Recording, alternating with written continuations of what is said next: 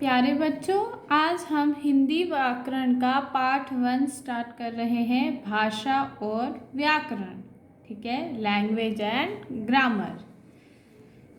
रास्ते में खड़ा सिपाही गाड़ियों को संकेत देकर अपनी बात समझा रहा है।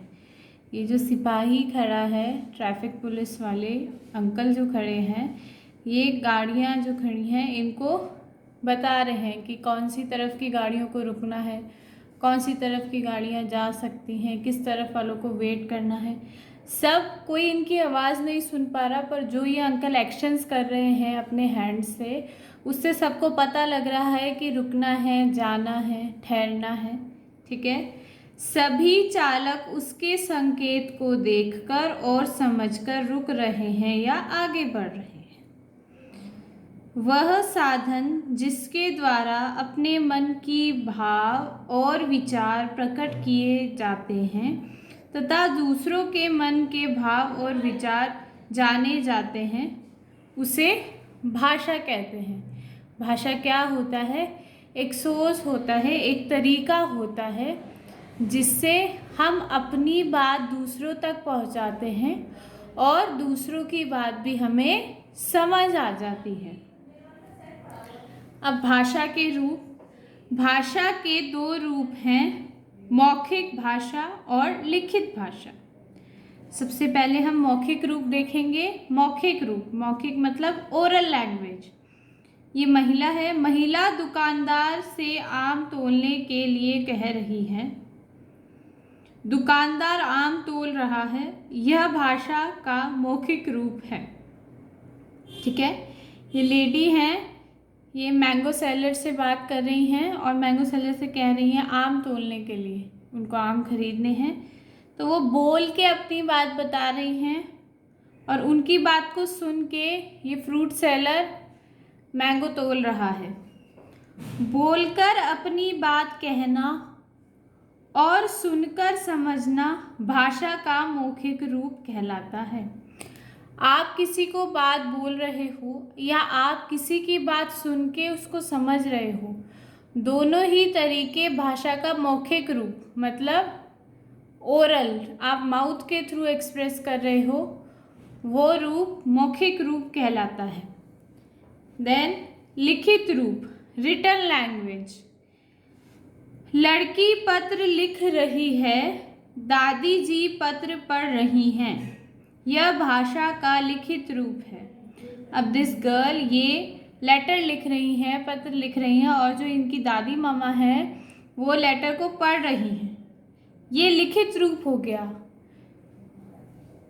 लिखकर अपनी बात बताना और पढ़कर समझना भाषा का लिखित रूप कहलाता है।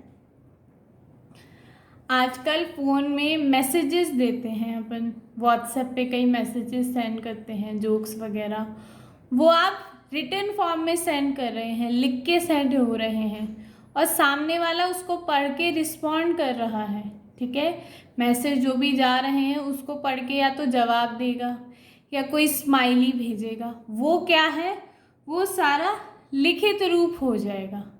रिटन में आपको कुछ भी चीज़ दे रहे हैं, आप उसको समझ रहे हो, फिर रिप्लाई दे रहे हो, वो सारी चीज़ें आपकी लिखित रूप के आएंगी। हमारे देश में बोले जाने वाली प्रमुख भाषाएं, अब इंडिया है, इंडिया बहुत बड़ा है, इसमें कई तरह के लोग रहते हैं, वो कई तरह के कल्चर फॉलो करते हैं। अलग अलग स्टेट में, अलग अलग एरिया में डिफरेंट लैंग्वेजेस बोली जाती है। जैसे अपन राजस्थान के हैं तो अपन राजस्थानी बोलते हैं, हाड़ौती लैंग्वेज हम यूज़ करते हैं।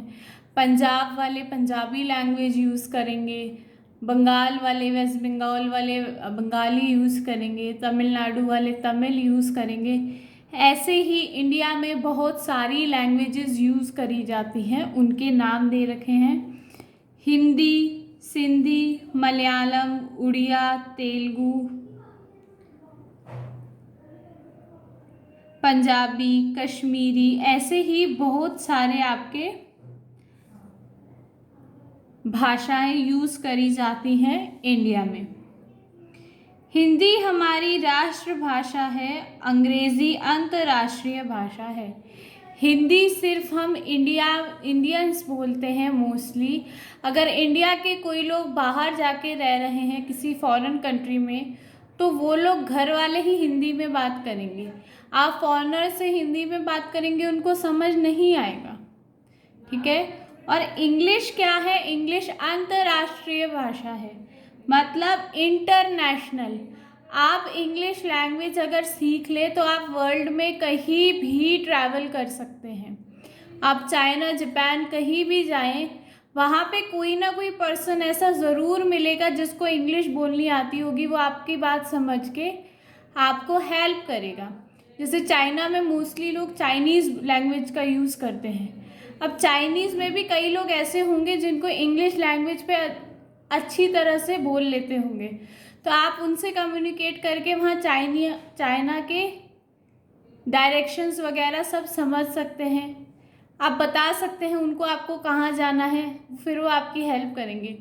क्योंकि चाइना में मोस्टली चीज़ें चाइनीज़ में ही लिखी होती हैं, डायरेक्शन वगैरह, शॉप का नेम, होटल नेम, मोस्टली वहाँ पे चाइनीज़ ही लैंग्वेज यूज़ होती है। तो अगर आपको अपनी बात रखनी है तो आपको इंग्लिश आनी ज़रूरी है, क्योंकि वो इंटरनेशनल लैंग्वेज है। अब लिपि क्या होती है? भाषा अनेक प्रकार की ध्वनियों से मिलकर बनती है। इन ध्वनियों को कुछ चिन्हों द्वारा दर्शाया जाता है। इन चिन्हों के लिखने के ढंग को लिपि कहते हैं। अब एक लैंग्वेज है आपके उसमें बेसिक वर्ड्स यूज़ होते हैं। जैसे आपका हिंदी है, हिंदी में आपकी वर्णमाला यूज़ होती है, ठीक है। वर्णमाला में स्वर आते हैं पहले, फिर आपके वर्ग आते हैं, जैसे क, ख, ग, घ, च, छ, ज, झ। ये सारे वर्ड से मिलके ही आप हिंदी लैंग्वेज लिख सकते हैं।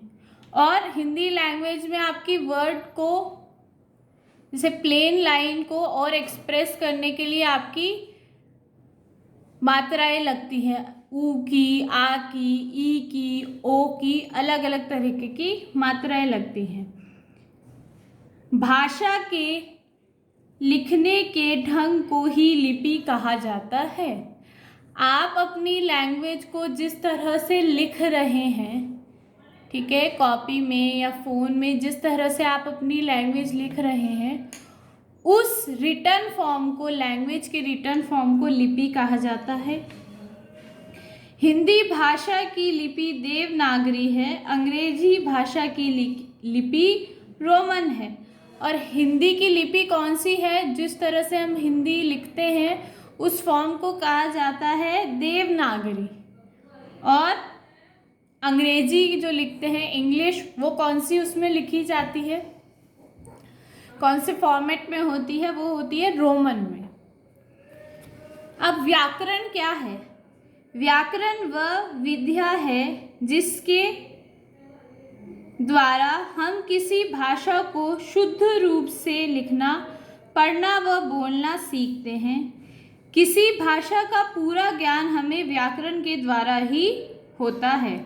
अब व्याकरण क्या होता है? किसी भी लैंग्वेज का प्योरेस्ट फॉर्म होता है, ठीक है, जिसमें कोई भी मिलावट नहीं रहती, वो एकदम शुद्ध लैंग्वेज होती है आपकी व्याकरण। हिंदी में भी आप कई वर्ड इंग्लिश के यूज़ कर लेते हैं, ठीक है, बट आप जब व्याकरण लिखेंगे, व्याकरण लैंग्वेज में आप कोई भी और लैंग्वेज का वर्ड नहीं यूज़ कर सकते, वो एकदम प्योर रहती है। व्याकरण भाषा के शुद्ध रूप का ज्ञान कराता है। व्याकरण क्या ज्ञान कराता है? व्याकरण अपनी जो भी लैंग्वेज है उसके प्योर फॉर्म का, शुद्ध रूप का, जिसमें आपके कोई भी मिलावट नहीं हो, कोई और लैंग्वेज ना हो, उसका ज्ञान कराता है।